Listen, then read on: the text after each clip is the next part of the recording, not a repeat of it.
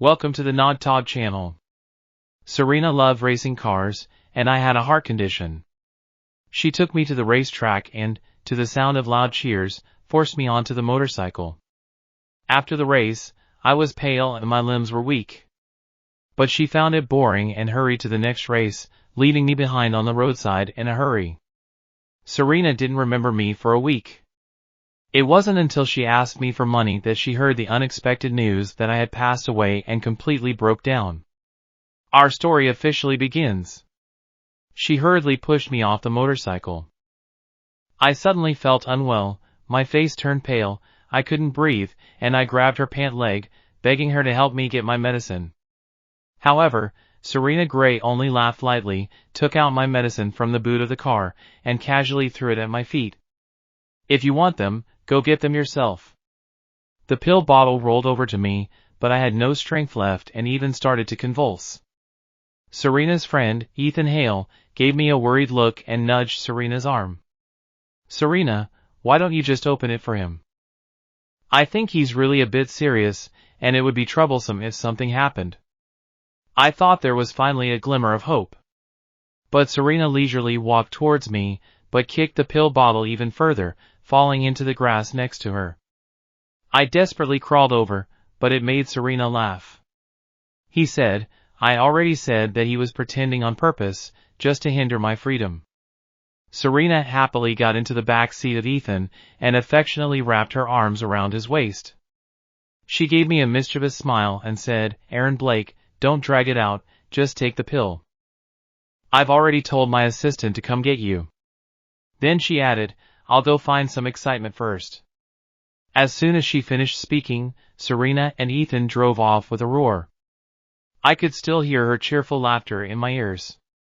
I moved as slowly as I could to get the pill bottle, but I fell and hit my neck on a large stone. The intense pain made my limbs even more rigid and the convulsions even more severe. After struggling for a while, it felt as if my soul had floated upwards. I was only 1 meter away from the medicine bottle. If I could just take the medicine, I might be able to survive.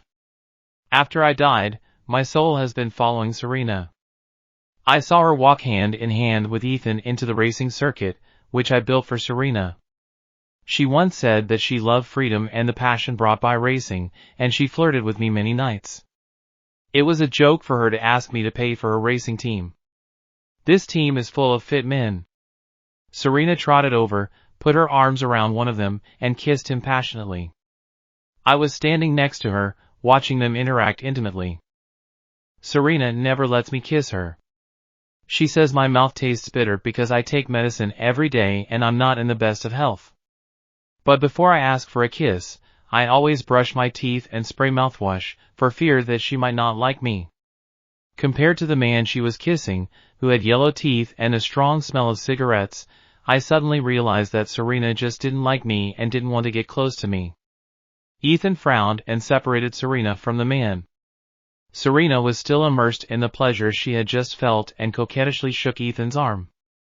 "Ethan, don't be angry. Didn't we say that we were all friends? We can do whatever we want." Aaron finally left me alone. I wanted to have a taste of it. "What's wrong?" Ethan grabbed her nose and said, slightly jealous, "You're not allowed to kiss him. You can only kiss me." My heart suddenly cooled, as if I had been splashed with a bucket of cold water. I had thought that Serena only liked racing cars. Unexpectedly, she had treated the racing team as her own private space. Ethan bit her neck, and she felt the pain and gently pushed him away. "This won't do, Aaron won't be happy if you leave marks on me. I still quite like Aaron, I can't let him know this side of me." I felt uncomfortable, and a sense of nausea welled up in my throat. Serena always comes home from racing at night with a few red marks on her thighs. I thought it was because there were so many mosquitoes outside, so I went to the city center to buy some medicine. I carefully bathe her, apply the medicine, and then hold her in my arms until she falls asleep. Every time, Serena will obediently lean against me. She gently wraps her arms around my neck, and her soft hair brushes against my neck. She whispers, "Aaron, I love you the most." I thought to myself, that doesn't seem very true. It seems that there are not just a lot of mosquitoes here, but also a lot of guys. Serena's phone suddenly rang, and she saw it was me calling. She hung up quickly, almost subconsciously. Then there were a few more calls, and she frowned, putting me on the blacklist. She muttered under her breath, looking at the phone screen with annoyance. It's so annoying, calling every day to ask where I am. I feel so wronged. This time it was my assistant who called from my phone. When my assistant arrived on the scene, she only saw that I had already lost consciousness, and she was so scared that she didn't know what to do. She called 120 and then used my phone to call Serena for help. Unfortunately, she underestimated the status I held in Serena's heart. Serena didn't bother to respond and simply blocked all my contact information. You always make me angry, you should really remember that. She happily took Ethan's hand and pulled him ambiguously by the sleeve. Aaron made me unhappy. Can I stay with you tonight? We can. Before she could finish her sentence, the assistant's phone rang again. Serena couldn't help but lose her temper and picked up the phone to start complaining. Lila, don't let Aaron call me again, it's really annoying. Lila is the female assistant my mother sent to take care of me. Serena doesn't like having women around me, so Lila can't follow me all the time. Her sobs came through the speaker, intermittent and very sad. Ma'am, the boss has passed away. Serena gave a contemptuous laugh as if she had heard the news.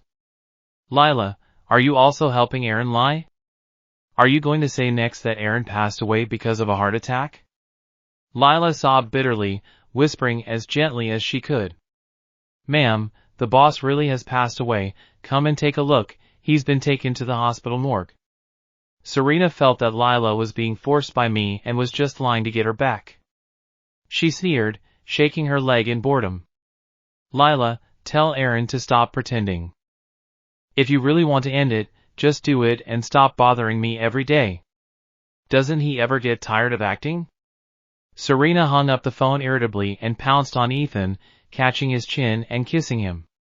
Ethan held her legs tightly as they walked into the room. I stood quietly by the door and saw her take a watch out of her pocket. Serena had ordered it from abroad and had it air freighted back. Serena is my wife, and she knows I like to collect famous watches. Today happens to be my birthday, and I thought she would give me a watch, but I didn't expect her to give it to Ethan. This watch is worth $50 million. Before she left the house, Serena also gave me a small bottle of perfume. The perfume introduction book was crumpled up and thrown into the trash can. Ethan frowned, stretched out, and lay on the bed obediently, letting Serena put the watch on for him. Serena replied nonchalantly, I just threw away the introduction book for the gift. She smiled, her hand with red nail polish resting on Ethan's chest. I gave it to Aaron when I left the house today, and he really liked it. Ethan gently held Serena's hand, playing with her fingertips tenderly. Aaron is really good to you. Serena smiled and leaned on Ethan's shoulder, enjoying the warmth. I like him a lot too, but he's a bit boring and can't bring me much excitement. Serena pouts and complains incessantly that I'm boring. But I've tried my best to bring her new experiences and try all kinds of exciting sports with her. When I went rafting with her a year ago, I had a heart attack and spent 3 months in intensive care. She only visited me once, and she brought spicy takeaway. A few months ago, she wanted to go skydiving again. I hired a personal physician and tried to cheer her up, and then I jumped. After the jump, my heart kept trembling for 2 hours, and I almost didn't recover. Serena always said that I couldn't bring her excitement, but I gave it my all. Ethan pulled Serena onto the bed, and I stood by the bed, my heart full of helplessness. Let them come down to the underworld to atone, but I can't do anything, I can only helplessly watch. I'm already dead, I can't take revenge on them anymore. After leaving Serena, I felt desperate, and my soul returned to the hospital with my body. After confirming my identity and death, the hospital called my mother. My mother was very concerned about my heart condition and regularly took me to the doctor every month. She walked hurriedly into the morgue, her face pale. Her desperate gaze fell on my pale face, and her warm hands rested lightly on my face, but I felt cold. Aaron, don't scare your mother, okay? Unfortunately, I was no longer able to respond to her. My mother threw herself down next to me, trying to bring me home. The police officer sternly stopped her, telling her not to move my body as the injuries were still being assessed. My mother was out of control, her fists clenched, trying to express her anger. Tears flowed unstoppably, soaking her clothes. I felt so much pain for her red, puffy eyes and hoarse voice, and wanted to hug her to comfort her. But the soul easily passed through my mother's body. The sudden sense of weightlessness made me slam into the wall. The policeman held my mother's hand, frowning, and patiently comforted her. "Auntie, don't be sad. Mr. Blake's last phone call was to his wife. We haven't been able to contact her, so maybe we can find clues from here." My mother was in a daze, and hurriedly took out her phone from her pocket. Her fingers kept trembling, and the phone fell to the ground. She also knelt down and sat on the ground. Like a headless chicken, I hurriedly called Serena. At that moment, Serena was nestled in Ethan's arms. My mother usually doesn't bother her. Previously, my mother was worried that I might suddenly leave one day, and didn't want to leave something to worry about. Therefore, she often urged Serena and I to have children, but Serena wanted a dink and felt that children would affect her free life. They often had fierce arguments. I was caught in the middle and felt very uncomfortable, but in order not to hurt Serena's feelings, I always supported her. This made my mother very disappointed. Serena saw my mother calling and casually answered the phone. "Hello, what's up?" My mother's voice was hoarse, and she took a deep breath to try to calm down. But as soon as she spoke, she still sounded like she was crying. "Serena, Aaron is gone. Can you go to the hospital and see him? The police said that his last phone call was to you." Hearing my name, Serena felt irritated and her emotions were out of control. "You said he died, and Lila also said he died. What's wrong with you guys? I personally put him on the curb, so how would I not know if he was still alive?" Serena muttered under her breath while engaging in intimate interaction with Ethan. Their hands were clasped tightly. "Mrs. Blake, you're not trying to trick me into going back to give birth, are you?"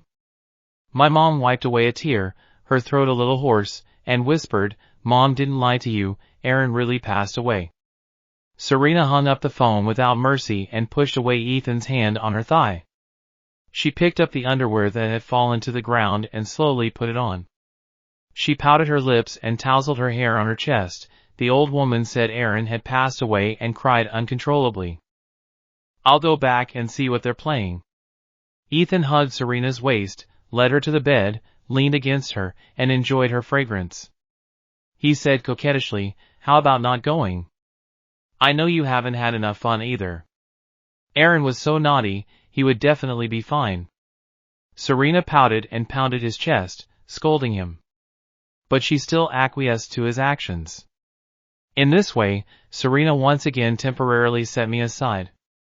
Perhaps a little unwillingly, I would involuntarily return to Serena from time to time. I followed her around, unable to tear myself away. I saw her and Ethan being affectionate, and for 7 whole days, I didn't think about me. A week later, Serena and Ethan were shopping together in the mall. When she swiped her card, the machine said there was insufficient balance. The shop assistant politely smiled and said, "Ms. Gray, why don't you try another card?" Ever since I gave Serena a black card, she has never used any other card. Every month, I promptly recharge the black card with 10 million, never missing a payment. Serena has never lacked money, but this time she stormed out of the store and threw the card on the ground. Ethan followed her, smoking a cigarette with a carefree expression on his face. "Serena, didn't Aaron transfer the money to you on time?" Serena fidgeted, scratching her hair, and pulled out her phone to call me. I looked at the call screen and felt a sense of irony. Only when she ran out of money would Serena reach out to me. I don't know how many times I've worked overtime at the office while she spent my money on drinks with friends and lived a life of luxury. Sometimes, when she was in a good mood, she would invite Ethan to stay in a presidential suite with her.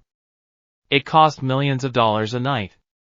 Every time she came back, she would bring me a broken red rose.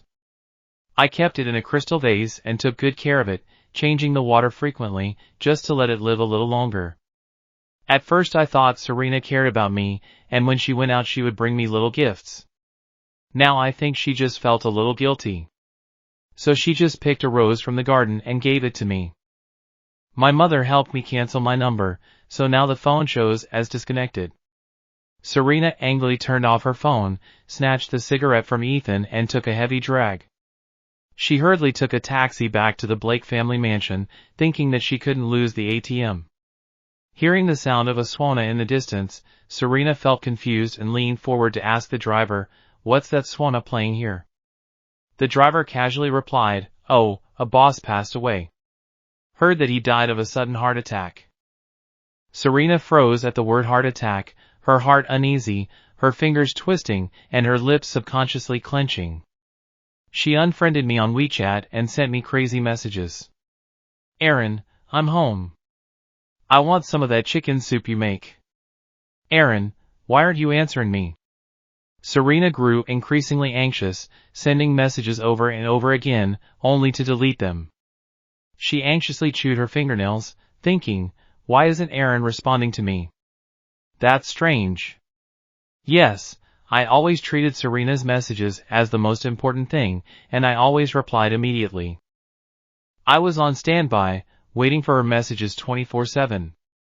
When she came back from a fun night out, I'd cook her some noodles for supper. I'd even give her a massage myself to help relieve her sore muscles. When she came home late from working overtime at the office, she was already asleep under the covers. The table was covered in takeaway boxes and the floor was covered in water stains. I tidied up quietly, watching her, but I accidentally made some noise and she gave me a slap in anger. The sound of the funeral music became louder as Serena walked into the old house. The courtyard was full of white chrysanthemums, surrounded by a crowd of black people. She couldn't believe it and asked a random person, "Who died?" Serena's expression was distorted, her eyes wide. "Who is she burying?" The person she grabbed felt very confused. "Who else could it be?" "It's Aaron." I saw Serena suddenly collapse, weakly falling backwards. After a while, she slowly walked into the hall. My portrait was placed in the hall. Serena fell to the ground weakly, staring at my photo in a daze, as if she couldn't believe it was real. My mother, on the other hand, was standing in front of the portrait, crying very sadly. "Aaron, Mommy misses you." Serena desperately tried to stand up from the floor and rushed towards my mother, shaking her body tightly. "Are you lying to me? How could Aaron be dead?" Even though I already understood the truth, Serena still refused to accept it. My mother cried for days, holding my photo without eating or drinking. Her strength was almost exhausted. She couldn't bear such pain. "Serena! Let go of me first. Aaron passed away, and you only showed up a week later. How dare you question it? You are not worthy to be Aaron's wife." Serena's eyes reddened, and she let go of my mother, trying to tear my photo off the wall. The photo fell heavily to the ground, knocking over the brazier where the paper offerings were burning. The scattering of charcoal fell on my mother's ankle and soon burned her skin. My mother fell to the ground in pain, curling her legs up and her face contorted in agony. I was very anxious and quickly ran to my mother's side. Her skin was injured, blood was flowing, and the wound looked very serious. Serena immediately trotted over and knelt down next to my mother on one knee. She symbolically ignored my mother's wound and tightly grasped my mother's arm. "Hurry and let Aaron out, I'm already back. If you provoke me again, Aaron and I will be separated, I no longer need him." I sneered. Serena was really fooling herself. I was the one who wanted to be separated from her. The bodyguard rushed over, helped my mother to her feet and called the family doctor. The doctor quickly disinfected the wound, and my mother frowned in pain, tears streaming down her reddened eyes. "Aaron, How could you marry someone like this? I felt uneasy inside, and even hit myself a few times in the face. Then I knelt at my mother's feet and bowed my head in earnest. Mom, I'm sorry, I didn't listen to you and didn't find a virtuous woman to spend the rest of my life with. Serena seemed to be unsatisfied and even knocked the family doctor over in front of everyone and stepped heavily on my mom's wound. Your family really knows how to act. You were just splashed by a Martian child, but you're crying so hard. Hurry up and let Aaron out, isn't he just trying to make me give in by acting like this? The guests pointed their fingers at Serena, and a few relatives couldn't stand it anymore and came over and slapped Serena. You heartless person, Aaron is dead and you still won't stop. Serena angrily struggled with them, while shouting at the top of her voice for me to come out. This scene made people feel uncomfortable, so my mother asked the relatives to leave first and come see me after the memorial service was over. After dealing with everything, my mother gave Serena a slap. I saw her palm turn red and swell. I no longer cared about Serena's feelings, I just wanted to know how my mother was doing. Did her hand hurt? Did her heart hurt? She must be very sad to have such an unsuccessful son as me. Tears fell to the ground, and guilt filled my heart. I looked at the wrinkles on my mother's face and the white hair at the temples, and couldn't help but lower my head and smile bitterly. My mother asked the bodyguard to throw Serena out of the house, and her luggage was packed by the nanny and thrown directly into the trash. Almost all of those things were gifts from me, and they were all from big brands. I was worried that she would feel embarrassed when she went out. Serena cried bitterly while hugging the pile of things. Just then, a message popped up on my phone saying that I had passed away. Serena cried bitterly, clutched the phone tightly, and muttered to herself. How could it be? How could Aaron die? He had such a good body. She suddenly remembered that I had a heart condition, and her last words were forced back down. Serena couldn't accept the news and repeated it over and over. It can't be, Aaron must not be dead, this is all a lie. Serena was still comforting herself. Suddenly, it started raining heavily, instantly soaking Serena's clothes. As she packed her things, a necklace fell out of her bag. That was the first gift I gave to Serena. At that time, we were in the throes of love, and Serena wanted to spend every day with me. When I went to work, she would quietly draw in the office. Her drawings were full of me, expressing my frowns and smiles. Serena also reminisced about the good old days, stroking the necklace gently. She noticed that there was a small inscription engraved on the back of the plaque, for Serena. Serena suddenly burst into tears and tried to put the necklace on. But then a car passed by, splashing dirty water and washing the necklace onto the ground. The necklace was very thin and immediately sank into the water, disappearing. Serena panicked and knelt down to search carefully. I crouched next to the necklace, watching Serena with red eyes, appearing to be concerned on the surface. The water current washed the necklace into the sewer, and I smiled inwardly with relief. If it were me in the past, I would have been very moved to see Serena cherish the gift I gave her so much. Now, I feel that this heavy rain is beautiful. It has washed away the false feelings between Serena and I. With the roar of the motorcycle, I stood up and saw Ethan riding over. He parked his motorcycle, walked over to Serena with an umbrella, tilted it towards her, and his face seemed to show some displeasure. Serena, what are you doing? Haven't you gotten the money from Aaron yet? Serena was still in shock, and the rainwater ran into her eyes, so she rubbed them uncomfortably. Aaron is dead, we'll never get that money. As soon as Serena finished speaking, Ethan moved his umbrella away. No money? Ethan's tone immediately raised. Serena was drenched in the rain again, and the rain messed up her hair. She stood up, clung to Ethan's arm, and anxiously said, "What should we do?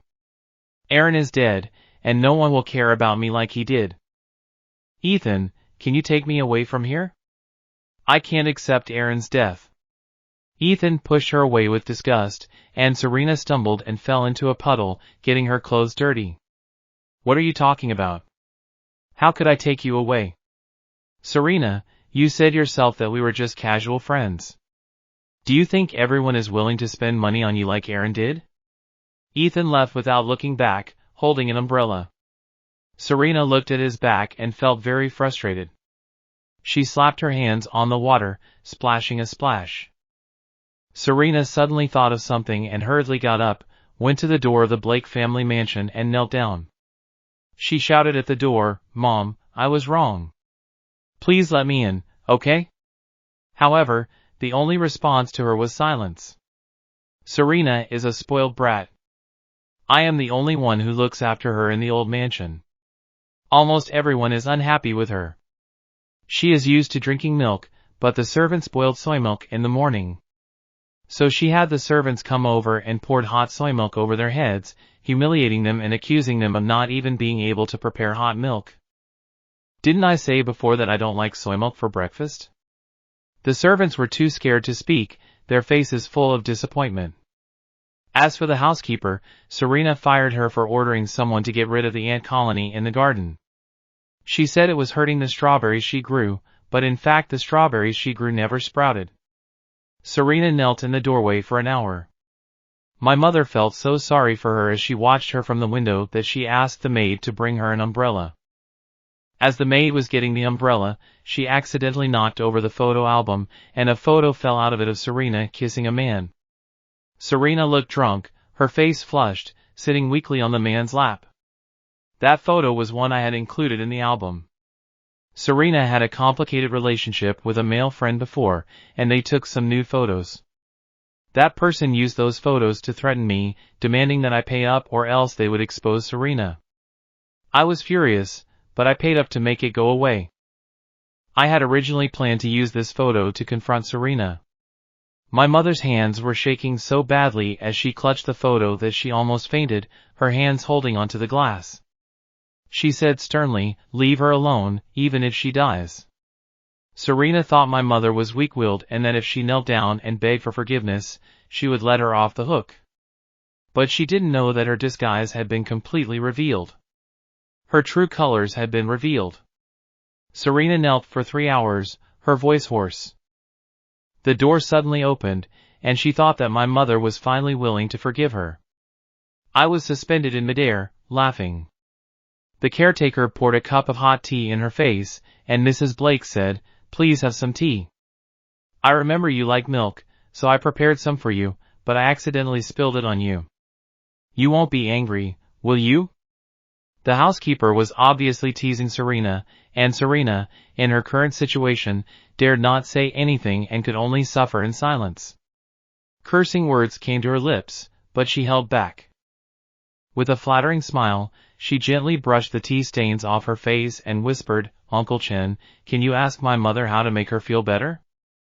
The butler chuckled softly, then closed the door without intending to answer Serena's question. She and her mother were of one mind. She had raised me single-handedly and could not bear to see me get hurt. If anything happened to me, she would definitely treat Serena like her own daughter. However, my mother had found evidence of Serena's infidelity in my room. Naturally, she would take revenge for me. The rain stopped and a strong wind blew through the night. Serena was shivering and her lips were pale. I felt a sense of satisfaction watching her embarrassed figure in the air. Serena hugged her arms and kept calling my name, "Aaron, I'm sorry." I was so angry that I really wanted to stand up and lecture her. She is the one who made me suffer so much. There was a problem with the surveillance video at the end of the alley where I was killed a few days ago, and the police were rushing to fix it. Serena didn't know that she was the key to the case, and my mother didn't know how I died. She called the police every day to ask about the case, but was always told to wait a little longer. Serena simply squatted in front of the old house, and whenever my mother went out, she knelt down next to her and couldn't stop the tears from falling. "Mom, Aaron is dead. I'm really sorry," she said. "He was fine after the drag race." My mother suddenly understood, and frowned and asked her, "Did you take him to the drag race? Don't you know he has a heart condition?" "Serena, how could you? Aaron always came back exhausted after your extreme sports sessions. Did you want him to keep going like that?" I encouraged her, "Yes, Mom, think in that direction. It was this vicious woman who caused me so much pain. My mother kicked Serena away and tried to get into the car.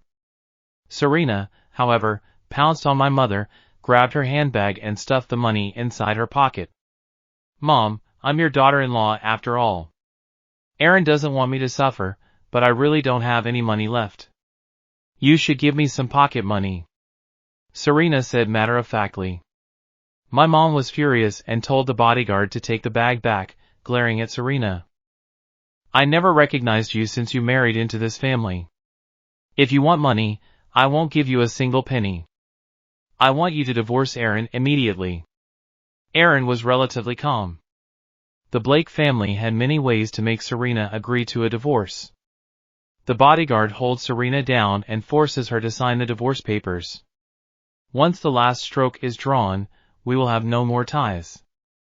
My mother knew that Serena valued money above all else and deliberately deprived her of all her assets as revenge.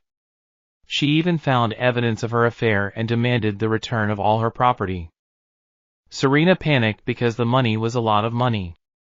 She quickly turned around and fled while the bodyguard's attention was elsewhere. She still underestimated my mother. My mother raised me alone and defended the Blake family's assets against a host of competitors. She certainly had her own abilities. Serena returned to the car park and just in time to meet the people who had packed their bags. Ethan was the first to rush over, pulling the suitcase and walking out. Serena realized that she was really going to be left behind. She clung to Ethan's hand and pleaded, "Ethan, I beg you, take me with you." Ethan broke free of her hand and said coldly, "Serena, let's part on good terms. Someone came by earlier to reclaim the use of the parking lot. How can we help you when we can't even help ourselves?" There was a loud noise in the parking lot, and Serena hurried in to see what was going on. A group of people were moving her beloved car and dragging it onto the truck without mercy. Serena ran up to the car and stopped it, angrily saying, don't move, these are all mine." But she forgot that I bought these for her in my name. The Blake family could easily take back everything they gave her. Serena was helpless and could only sulk in the courtyard. She also mentioned my identity.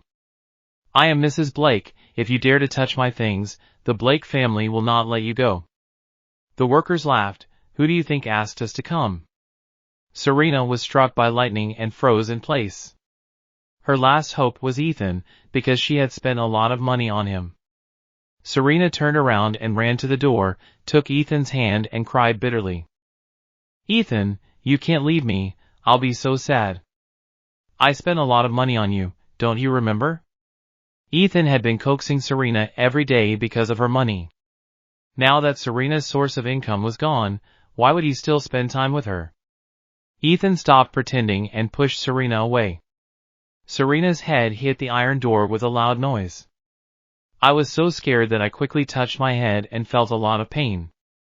Blood ran down Serena's cheek, and she had hit the crack in the iron door.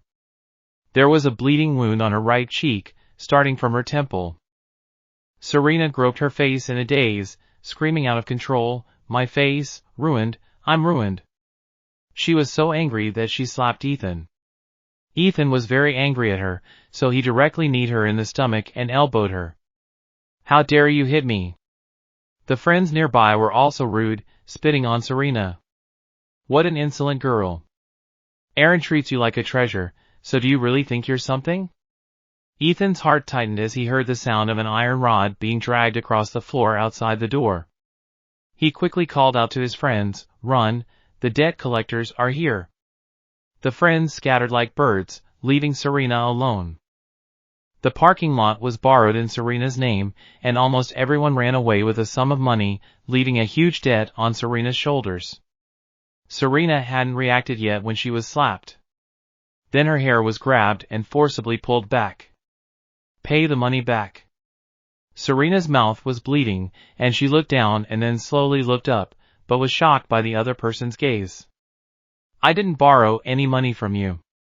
The other person took out a bill from his pocket and coldly slapped it on Serena's face. "Why pretend?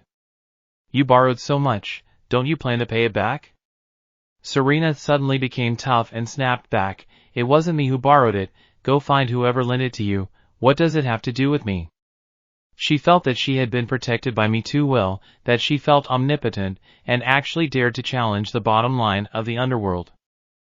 As soon as the underworld heard Serena say she had no money, one man threw Serena to the ground and hit her violently with an iron rod. "It's ridiculous that you have no money."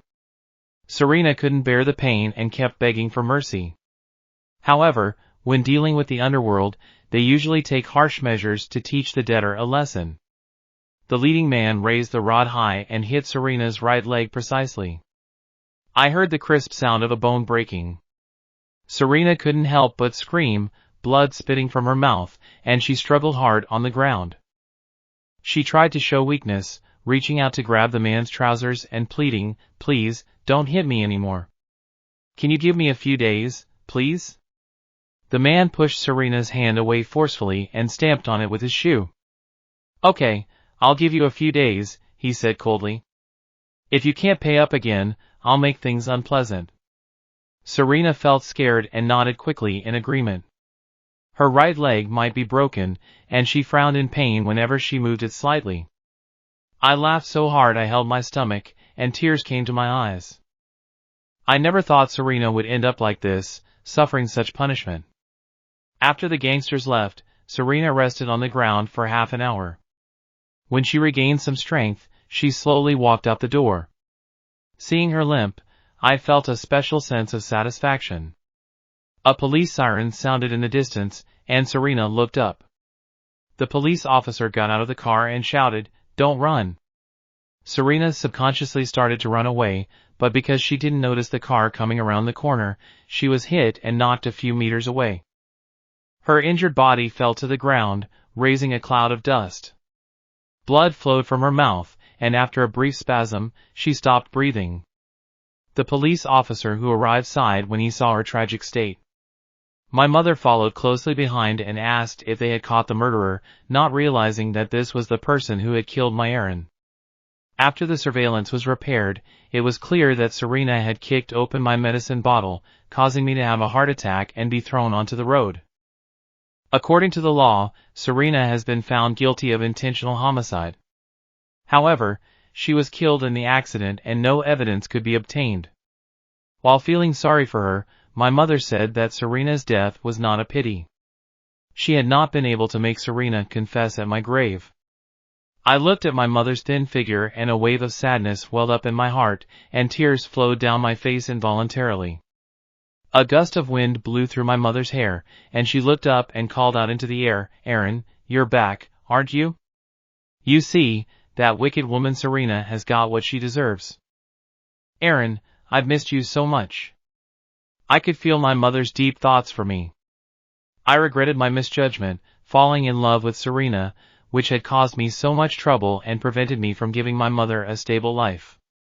I knelt before my mother and bowed several times, promising her, "Mom, in my next life, I will work hard to repay you for raising me." Before I could shed a tear, my soul dispersed. After she died, my mother found a place with good feng shui for my burial. She chose a bright and intelligent student whom she had supported for many years, and treated him like a child she had raised. My mother often called my name into the air, hugging my photo tearfully. I felt so sorry for her, and I wanted her to stop worrying about me. So I quietly entered her dream, and embraced her for the last time. "Mom, I'm fine, don't worry.